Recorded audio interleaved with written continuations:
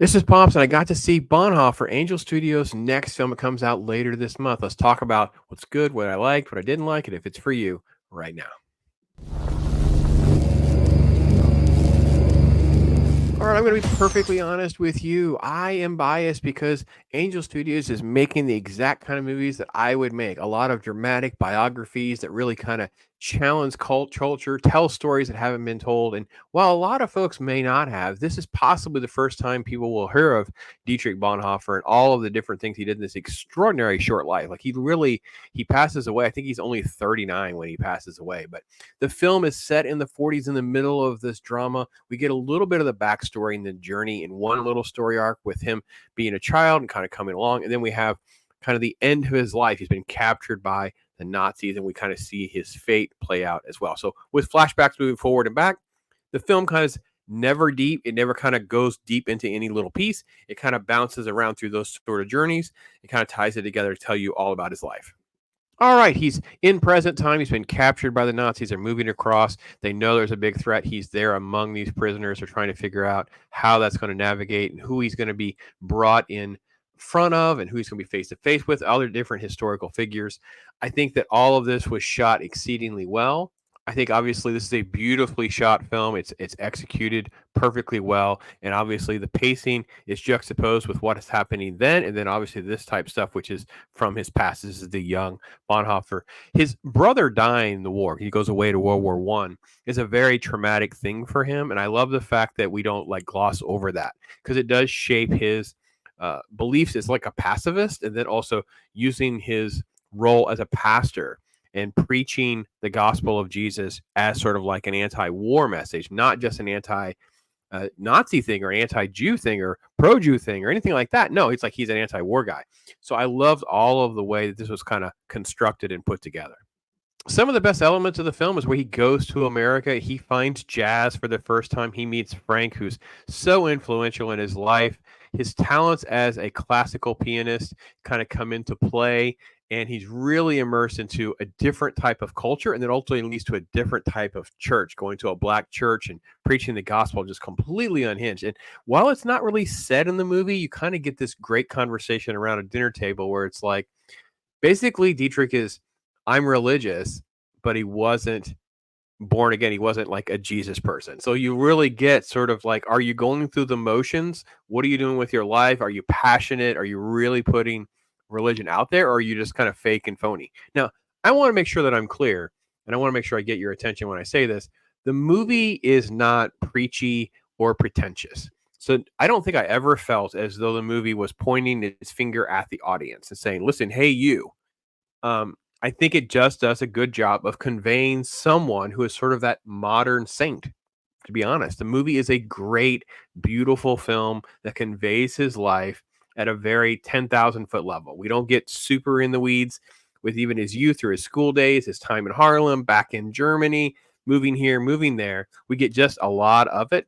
This is sort of like a film that has so much going on. I feel like part of me was like, man, I almost kind of wish it had been like a 6 episode or a 12 episode TV series or something. We could really unpack it and get into more historical elements and how the fingers kind of go out, because there's so many things in here where we just get a taste of the impact and what was going on and the context beyond Bonhoeffer himself.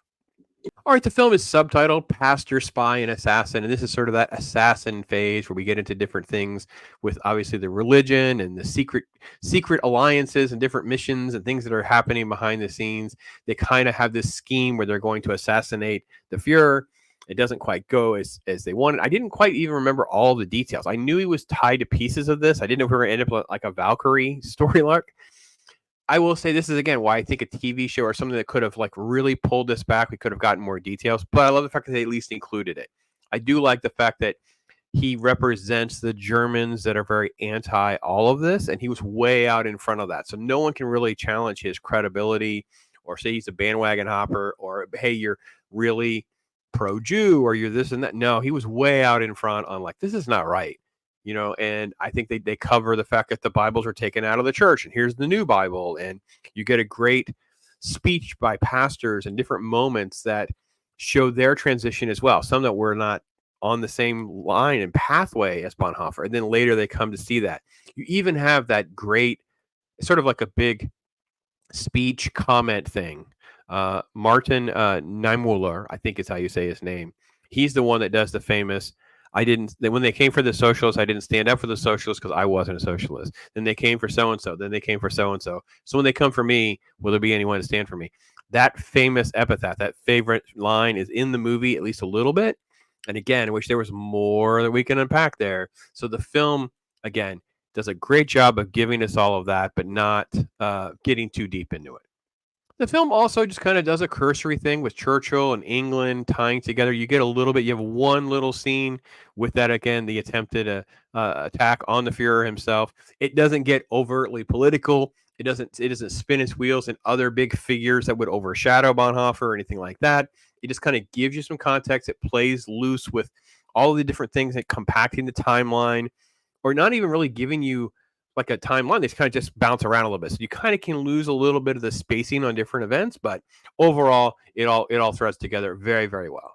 And at the end of the day, it's all about this guy, Jonas Dassler, I guess is how you say him, German actor. He plays Bonhoeffer. It's his movie from the beginning to end. Everything is about him on screen. Good scenes, quiet scenes, evoking emotion, preaching. Again, like the trailers highlighting, right? Pastor, spy, could he be part of the assassin thing? All of this was all hinged on his performance, and he is fantastic.